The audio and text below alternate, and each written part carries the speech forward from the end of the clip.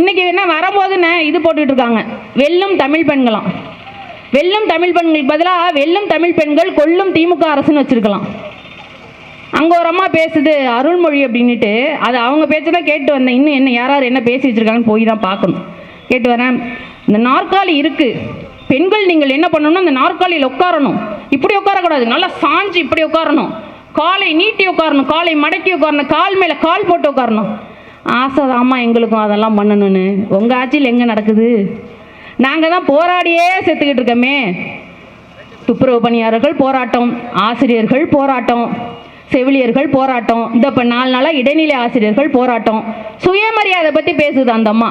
போரான்னு அவங்கள அழைச்சி வச்சு பேசுறது உங்களுக்கு துப்பு இல்லை. காவல்துறை அதிகாரி வச்சு என்னமோ கொலை குத்தம் பண்ண மாதிரி தள்ளி உள்ள பஸ்ஸில் ஏற்றுறீங்க.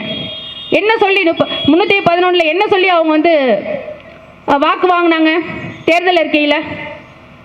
சம வேலைக்கு சம ஊதியம் சொல்லி வாங்கினாங்க. இன்னைக்கு அதை கேட்டு தான் வந்து பெண்கள் போராடிட்டு இருக்காங்க.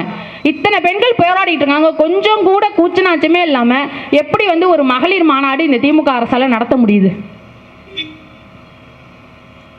இப்போ இந்த அவல நிலையெல்லாம் வந்து மக்கள் தான் புரிஞ்சுக்கணும். இதில் இவங்க வேற பத்தாதுன்னுட்டு இப்போ புதுசாக குறுக்க இருக்க அணில்கள் ஓடிட்டு திரிகிறாங்க. அவங்க வைக்கிற மாநாட்டுக்கெல்லாம் நம்மளுக்கு பயமாக இருக்குது.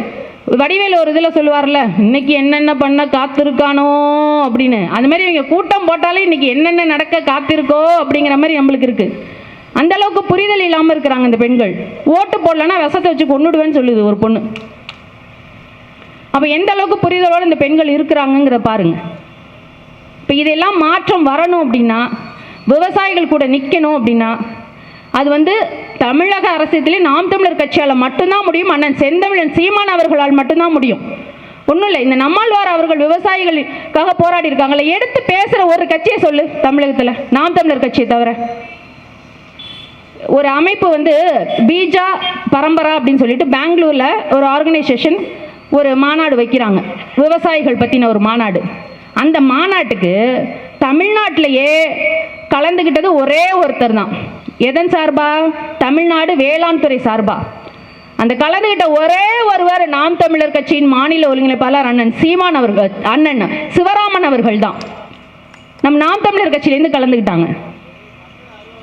உரிமைக்காக போராடுறவனை வந்து தீவிரவாதின்னு சொல்றாங்க. அதுலயும் நம்ம வென்றுட்டா மட்டும்தான் நம்ம போராளி, இல்லைன்னா நம்ம தீவிரவாதின்னு ஒதுக்கப்படுறோம். ஏன் இந்த அவல நிலைக்கு நம்ம தள்ளப்படுவதற்கான காரணம் யாரு? என்னுடைய உரிமையை கேட்க வேண்டும் என்றால் தாழ்மையுடன் அப்படின்னு போட்டு நான் எதுக்கு விண்ணப்பம் கொடுக்க வேண்டும்? என் உரிமையை கேட்கிறேன், நான் எதற்கு வந்து ஒரு விண்ணப்ப தாலுகா ஆபீஸ்ல கொடுக்கணும், கலெக்டர் ஆபீஸ்ல கொடுக்கணும்னா நான் தாழ்மையுடன் கேட்டுக்கொள்கிறேன்னு எதற்கு கேட்கணும்? என்னோட அடிப்படை தேவையை பூர்த்தி செய்ய வேண்டியது யாரு? இந்த அரசாங்கம் தானே. 70 ஆண்டு காலமாக என்னுடைய அடிப்படை தேவையை பேசுறது எல்லாமே இந்த திருவையாறு பகுதியில், இந்த திருவையாறு சட்டமன்றத்துக்குள்ள தண்ணி பிரச்சனைன்னு பேசுறான். அசிங்கமா இல்ல நமக்கு? 5 ஆறு ஓடுறதுனால தான் திருவையாறுன்னு பெயர் வந்ததாகவே நம்ம கூறுறோம். ஆனா இங்க தண்ணி பிரச்சனை, இந்த செந்தலையில தண்ணி பிரச்சனை, இந்த திருவையாறுல தண்ணி வராது. இங்க இருந்து பக்கத்துல போனோம்னா திருப்பந்துருத்தி படுகையில தண்ணி வருது. ஏன் திருவையாறுல தரமான தண்ணியை குடிக்கல? ஏன் இதை பத்தி கேட்கறதுக்கோ யோசிக்கிறதுக்கோ இங்க உள்ள யாருக்கும் தோணல? எத்தனை ஆண்டு காலம் இந்த 1500 வாங்கி கொண்டு வாக்களித்து கொண்டே இருப்போம் நாம? கொஞ்சமாவது சிந்தியுங்கள். மாற்றத்துக்கான அரசியல் என்பது எது? எதற்காக தமிழ் தேசியம் வேண்டும் அப்படின்றத சிந்திச்சு பாருங்க. அப்போதுதான் தெரியும் தமிழ் தேசியம், திராவிடம் எப்படி நம்மளை ஏமாத்திக்கிட்டு இருக்கு. தமிழ் தேசிய அரசியல், இவங்களே தேவைன்னா தமிழ்பாங்க, இவங்களே தேவை அப்படின்னா திராவிடம்னு சொல்லுவாங்க. மாற்றி மாற்றி ஏமாற்றி பேசக்கூடிய ஒருவரை நம்பி 70 ஆண்டு காலமாக ஆட்சியை கொடுத்துவிட்டு அடிப்படை தேவைகளுக்காக மட்டுமே நாம வந்து போராடி கொண்டிருக்கிறோம். இந்த அவலத்தில் இருந்து மாற்றம் நமக்கு வேணும் என்றால் அது நாம் தமிழர் கட்சியால மட்டும்தான் முடியும்.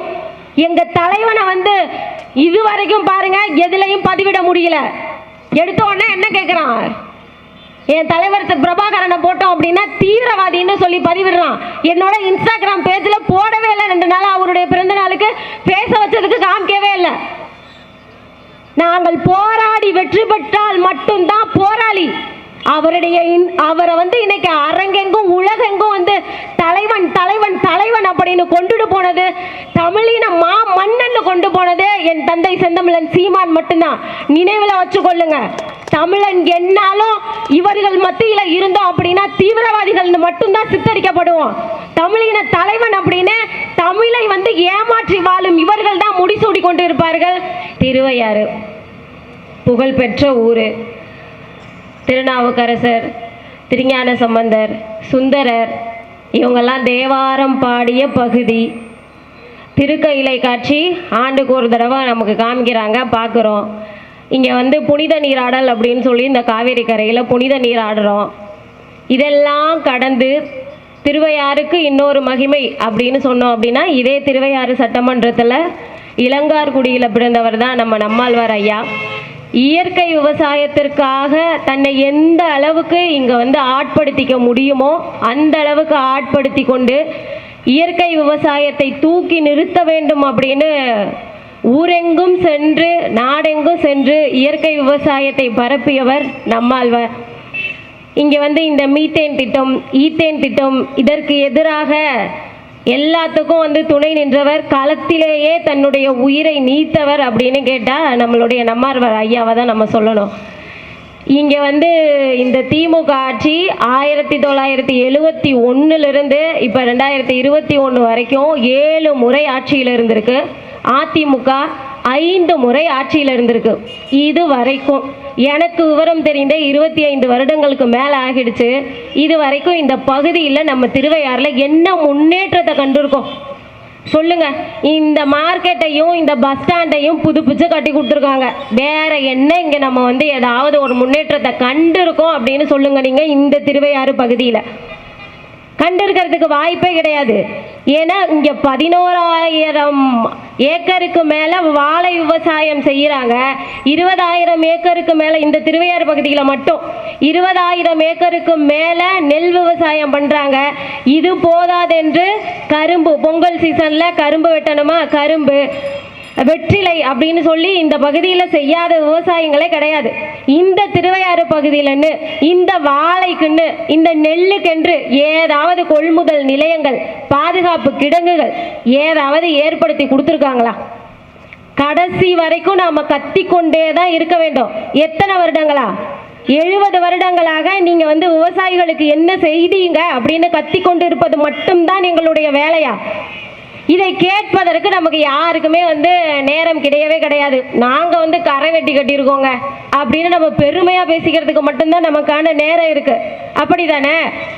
இங்கே இலைக்கு வந்து அதிக அளவில் விவசாயம் நடக்குது. பூனார் வந்து அதிக அளவில் அங்கே விவசாயம் நடக்குது. எத்தனை வெளி நாடுகளுக்கு, வெளி மாவட்டங்களுக்கு, வெளி மாநிலங்களுக்குன்னு இங்கேருந்து ஏற்றுமதி செய்வதற்கு என்று இந்த அரசாங்கம் எதையாவது நிர்ணயிச்சிருக்கா? இந்த வாழையை பற்றி ஏதாவது அறிந்து கொள்ள வேண்டும் என்றால் நம்ம எங்கே சொல்லணும் அப்படின்னா, நம்ம திருச்சியில் போய் தான் இந்த வாழையை குறித்து ஏதாவது ஆய்வு வேணும் அப்படின்னா அறிஞ்சுக்கணும். வாழையோட பூவிலேருந்து, காயிலிருந்து, கனியிலிருந்து, நார் வரைக்கும் அனைத்தையும் விற்பனை செய்ய முடியும். ஆனால் நாங்கள் விவசாயிகள் என்ன பண்ணணும் அப்படின்னா ரோட்டில் போட்டு விற்பனை செய்யணும். ஏன் நாங்கள் ரோட்டில் போட்டு விற்பனை செய்ய வேண்டும்? எதற்காக இந்த விவசாயிகள் வந்து காலம் பூரா பாதிக்கப்பட்டே இருக்கணும்? ஒரு வருடம் வளர்த்த தாரை விற்பனை செய்யணும் அப்படின்னா இந்த மார்க்கெட்டில் கொண்டாந்து விற்றோன்னா 20 ரூபாய்க்கு விற்பனை செய்ய வேண்டிய அவலம் ஏற்படுது. எங்கள் அப்பாலாம் விவசாயம் செய்யறதுக்கு தாரே வெட்ட வேண்டாம்னு இலையறுக்க ஆரம்பிச்சுட்டாங்க. 200 ரூபாய், வெறும் 200 ரூபாய் இலைக்கட்டை. 100 இலை உள்ள ஒரு இலைக்கட்டை 200 ரூபாய்க்கு விற்றா லாபம்னு நினைக்கிற அளவுக்கு விவசாய மனநிலைமையை மாற்றியது யாரு? 200 ரூபாய்க்கு ஒரு கட்டு விற்றா போதும், இலை தாரை விற்க வேண்டாம், இலைய வித்துட்டு போவோன்னு ஒரு விவசாயி தள்ளப்படுறான் அப்படின்னா அதற்கு காரணம் யாரு?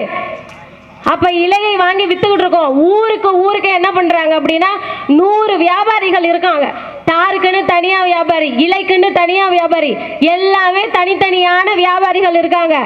அவன் 1500 ரூபா 2000 ரூபா கட்டு வித்துச்சுன்னா எங்களுக்கு கொடுக்கிற தொகை வந்து 800 ரூபாய் 700 ரூபாய். அது எங்களுக்கு பெரிய காசா போயிடுச்சு. அப்ப இந்த பகுதியில் இருக்கிற மக்களுக்குன்னு இந்த திராவிட ஆட்சி என்ன செஞ்சது? ரோட்ல அரிசியை காய போட்டுக்கிட்டு நெல்லை காய போட்டுக்கிட்டு உட்காந்துருக்க வேண்டிய அவலம். ஒரு குவிண்டால் நெல்லோட விலை வெறும் 2500 ரூபாய்க்கு மட்டும்தான் விற்கிது. ஆனா ஒரு சிப்பம் அரிசி எவ்வளவு எடுக்கிறோம்? 25 கிலோ அரிசியை 1800 ரூபாய்க்கு எடுக்க வேண்டிய அவலம் ஏற்பட்டு இருக்கு. இதை கேட்கறதுக்கு நமக்கு நாதியும் கிடையாது, அதை பற்றி நம்ம கண்டுகொள்றதுக்கான ஆட்களும் இல்லாம நம்ம சுத்திக்கிட்டு இருக்கோம். ஏன் இதற்கான மாற்றம் நம்ம நாம் தமிழர் கட்சி இருக்கு? ஒரு விவசாய பத்திய பேசுது, இங்க கொள்முதல் நிலையங்கள் நாங்க கொண்டுட்டு வருவோம், பாதுகாப்பு கிடங்குகள் நாங்க கொண்டுட்டு வருவோம், இது யாருடைய ஆட்சியில மட்டும்தான் நடக்கும், இதை பத்தி யாரு பேச அப்படிங்கறதையே யோசிக்க ஒவ்வொரு விவசாயியும் மறக்கிறோம், மற்றவர்கள் எல்லாம் மறக்கிறோம். இதே வேற ஏதாவது ஒரு திமுக கூட்டம், அதிமுக கூட்டமா இருக்கட்டும், இங்க நேரம் என்ன நடந்துட்டு இருக்கோம்? இங்க இப்ப என்ன நடந்தது? கரிகாலனை பத்தி இங்க போட்டோம், வேற யாரை பற்றி போட்டுட்டு இருந்தோம் நம்ம. இது மாதிரியா நடக்குது? இப்ப புதுசா மாற்றம் ஒருத்தவங்க வேண்டும் அப்படின்னு சொல்லிட்டு ஒரு மாற்றத்தை கொண்டாந்து விட்டு காமிச்சுக்கிட்டு இவங்களும் அதே டான்ஸ் தான் ஆடிட்டு இருக்காங்க. ஆனா இதை பத்தி யோசிப்பதற்கெல்லாம் நமக்கு கொஞ்சம் கூட நேரம் அப்படிங்கிறது கிடையவே கிடையாது. ஏன்னா நமக்கு இவங்களுடைய ஊழல்ல வந்து நம்மளுக்கும் பங்கு இருக்குதுல்ல. நம்மளும் அவங்க கொடுக்குற 1000 ரூபாயும் 500 ரூபாயையும் வாங்கி வச்சுக்கிட்டு எவன் எப்படி போனா என்ன, நாடு எப்படி நாசமாக போனா என்ன அப்படிங்கிற இந்த சிந்தனைக்குள்ளார நம்ம ஆள் படுறோம் அப்படின்னா நாளைய சந்ததியினருக்கு எதை விட்டு விட்டு நாம செல்ல போகிறோம்? இந்த நஞ்சு படிந்த காற்றையும் நஞ்சு படிந்த காவிரி ஆற்று தண்ணீரையுமா? இந்த ஆற்றுக்காக போராடினாலும் அதற்கு நாம் தமிழர் கட்சி என்கிற ஒரு கட்சி வேணும்.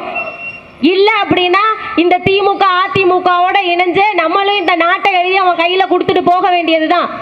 இதற்கான மாற்றம் வேண்டும் என்றால் நாம் தமிழர் கட்சிக்கு உங்களுடைய வாக்கை அளியுங்கள். நீங்கள் எதிர்பார்ப்பதை விட சிறந்த ஆட்சி தந்தை செந்தமிழன் சீமான் ஆட்சியில் மட்டும்தான் அமையும் சொல்லி வாய்ப்புக்கு நன்றி கூறி விடைபெறுகிறேன். நன்றி. நாம் தமிழர். ஐயா வந்து இறப்பதே வந்து போராட்ட காலத்தில் தான் அவர் உயிர் பிரிந்தது. அந்த மீத்தேன் திட்டத்திற்கு எதிராக அவர் போராடாட்டி ஒருவேளை அந்த மீத்தேன் திட்டம் வந்திருந்தா நம்ம நிலைமை இன்னைக்கு என்னவா இருக்கும் அப்படின்னா, தண்ணி இல்லாமல், இருக்க இடம் இல்லாமல், சோறு இல்லாமல் நம்ம இங்கே இன்னைக்கு போராடிக்கிட்டு இருந்திருப்போம். இப்படி வந்து நிம்மதியாக விவசாயம் செய்து கொண்டிருக்க மாட்டோம். அதுதான் ஐயா நம்மாழ்வார் அவர்கள் வந்து நம்மளுக்கு விட்டுட்டு போனது. அது மக்கள் போராட்டமாக வெடித்தது. அந்த மக்களுக்கு ஒரு விழிப்புணர்வை கொடுத்தது ஐயா நம்மாழ்வார் அவர்கள். அவர்கள் அதற்கு எதிராக மட்டும் போராடவில்லை, மீத்தேன் திட்டத்திற்கு வந்து மாற்றான திட்டத்தையும் வந்து அவர் சொன்னார். சாண எரிவாயு களம் வந்து வீட்டுக்கு வீடு அமைத்தால் இந்த திட்டம் தேவையில்லை அப்படிங்கிறதையும் ஐயா வந்து சொன்னாங்க நம்மளுக்கு. ஐயா நம்மளவரை வந்து உண்மையிலேயே மரபறிவு ஆசான்னா அது ஐயா அவர்கள் தான். ஏன் நான் இதை வந்து சொல்கிறேன் அப்படின்னா, மரபறிவை மறந்த மனிதன் வந்து மருத்துவமனையிலே மடிவான். இந்திய அரசாங்கம் பசுமை புரட்சி என்ற பெயரில், கிரீன் ரெவல்யூஷன் என்ற பெயரில் MS சுவாமிநாதன் அவர்களை வைத்து ரசாயன உரங்களையும் பூச்சிக்கொல்லியையும் இந்தியாவுக்கு அறிமுகப்படுத்தியது. உண்மையிலேயே அது வந்து நம்ம விவசாயத்தை வளர்ப்பதற்காக அல்ல, விவசாயத்தை கெடுப்பதற்காகத்தான் அந்த பசுமை புரட்சி என்ற பெயரில் வந்து இந்திய அரசாங்கம் அதை செய்தது. ஐயா நம்மாழ்வார் அவர்கள் ஒருவர் தான் அதை எதிர்த்து ஒற்றை ஆளாக நின்று அதை எதிர்த்து அதற்கான விழிப்புணர்வை மக்களுக்கு கொடுத்து அந்த மரபறிவை வீட்டு கொண்டு வந்தார். நம்ம இவ்வளவு பேசுறோம்ல, நாம் தமிழர் கட்சி வந்து இப்படி ஒரு கூட்டத்தை முன்னெடுக்குது, ஒரு கூட்டம் போட்டு இத்தனை பேர் வந்து பேசுறோம். இதை யாரு செய்திருக்கணும்? இதை யார் வந்து செய்திருக்கணும்? ஒரு அரசு விழாவாக இதை எடுத்து செய்ய வேண்டியது வந்து திமுக அரசு. அவங்க தான் அதை செஞ்சிருக்கணும். அதை யார் முன்மொழிஞ்சிருக்கணும்? நம்ம ஓட்டை வாங்கிட்டு இந்த சட்டமன்றத்தில் இருக்க ஐயா துரை சந்திரசேகர் அவர்கள் அதை சொல்லியிருக்கணுமா இல்லையா? இத்தனை விவசாயிகளின் ஓட்டை வாங்கி தானே அவர் சட்டமன்ற உறுப்பினராக இருக்கிறாரு. அப்ப ஒரு விவசாயிகளுக்காக போராடி நம்ம நம்மாழ்வார் அவர்களை யாரு முன்ன எடுத்துட்டு போய் நின்றுக்கணும்? விவசாயிகளுக்காக இவர்கள் செய்தது என்ன? சகோதரி தேன்மொழி சொன்னது போல இங்க எல்லாருமே நம்ம நெல் பயிரிடுறோம், வாழை பயிரிடுறோம். அந்த வாழையை வந்து மதிப்பு கூட்ட பொருளா மாற்றத்திற்கு இங்க இருக்கிற இந்த சட்டமன்ற உறுப்பினர்கள் என்ன செஞ்சாங்க? வாழை நார்லேருந்து நம்ம ஆடைகள் எடுக்கலாம், இன்னும் அதோட பொருளிலிருந்து எவ்வளவோ வந்து பொருட்களை எடுத்து மதிப்பு கூட்டல் செய்யலாம். இது சம்பந்தமான ஆராய்ச்சி நிலையம் இல்லை இது சம்பந்தமான ஒரு வியாபார கூடம், இல்லை சேமிப்பு கிடங்கு, அந்த வாழைகளை பதப்படுத்த சேமிப்பு கிடங்கு ஏதாவது ஒன்றை வந்து இங்கேருந்து போன சட்டமன்ற உறுப்பினர் செய்து வைத்தாரா? இல்லை. மாறா அவர் செஞ்சது என்னன்னா, 2021 திமுக ஆட்சிக்கு வந்தோன்னையுமே அவங்க போட்ட ஒரே இது வந்து கையெழுத்து, திருவையாறு ஆற்றுப்படுகையில் 5 இடத்துல மணல் குவாரி. இதை தான் இந்த திமுக அரசு செஞ்சுச்சு. இந்த திருவையாறு மண் அழுவாத நாள் இல்லை. இப்போ இந்த மாற்று வழிச்சாலை போட்டதுனால கொஞ்சம் குறைஞ்சிருக்குது. எத்தனை மணல் வண்டிகள் நாள்தோறும், எத்தனை மணல் உங்க கண்ணு முன்னாடி தான் திருடு போனுச்சு. அனுமதிச்சது யாரு? இங்கே இருக்க திமுக எம்எல்ஏ தான். இதெல்லாம் நம்ம வேடிக்கை பார்த்து கொண்டு தான் இருந்தோம். விவசாயிகளுக்காக நாங்கள் இருக்கோம் சொல்ற திமுக அரசு அன்னைக்கு நெர்மணி வந்து வந்த நெர்மணி மேலே மண்ணை கொட்டி மூடினாங்க, நாங்கள் சாலை போட போகிறோன்னு. சரி, அறுவடை முடிஞ்சவனையாவது வந்து அதை செய்யுங்க அப்படின்னா அதுக்கு கேட்கல. நீங்கள் தான் விவசாயிகளுக்கான அரசா? ஆனால் நம்மலாம் வந்து இவங்கள்ட்ட இதை எதிர்பார்க்குறது ரொம்ப தப்பு தான். நம்மளால் அவரை பற்றி அவங்க பேசணும், மக்கள்கிட்ட எடுத்துகிட்டு போகணும், விவசாயிகளோட நிற்கணும்னு பேசுகிறது தான். ஏன்னா கரும்பு கொள்ளையில் வந்து பூட்ஸு காலை போட்டுட்டு நடந்தவர் தானே ஐயா ஸ்டாலின் அவர்கள்.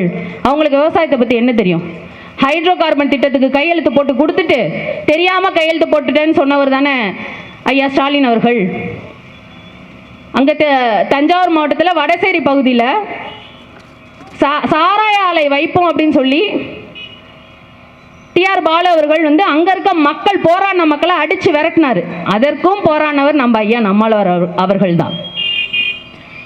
சாராய ஆலை வைக்க துடிக்கும் திமுக அரசு வந்து எப்படி நம்மாழ்வார் ஐயா அவர்களை பேசும் நம்ம எதிர்பார்க்க முடியும்?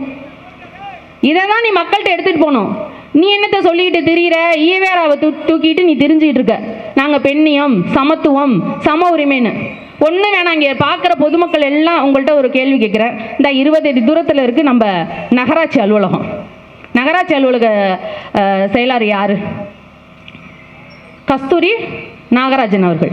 ஆனால் ஒரு நாள் கூட அந்த அம்மா அந்த அலுவலகத்தில் இருந்ததே இல்லை. ஒரு நாள் கூட இருந்ததில்லை. அவர் கணவன் சிஎன் என்கிற நாகராஜ் அவர்கள் தான் இருக்கிறாங்க. கையெழுத்தெல்லாம் வீட்டுக்கு அனுப்பிவிட்டு கையெழுத்து வாங்கிட்டு வராங்க. நீங்கள் வந்து பெண்ணியம் பற்றி பேசுகிறீங்களா? நீங்கள் வந்து பெண் உரிமை பற்றி பேசுகிறீங்களா? நாங்கள் வந்து அண்ணன் சீமான் அவர்கள்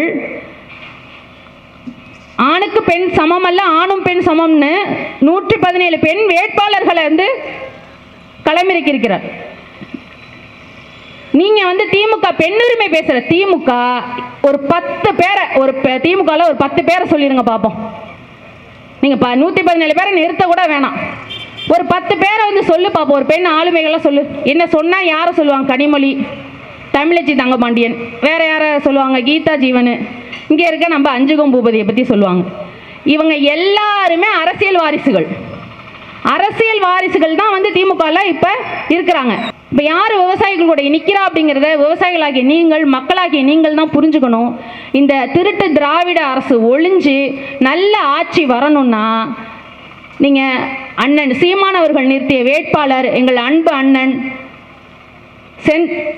செந்தில்நாதன் அவர்களுக்கு உங்கள் வாக்குகளை செலுத்தி வருங்கால தலைமுறையை வந்து இந்த நாட்டிலிருந்து காப்பாற்றணும்னு சொல்லி வாய்ப்புக்கு நன்றி பாராட்டி விடைபெறுகிறேன். நன்றி, வணக்கம். நாம் தமிழர்.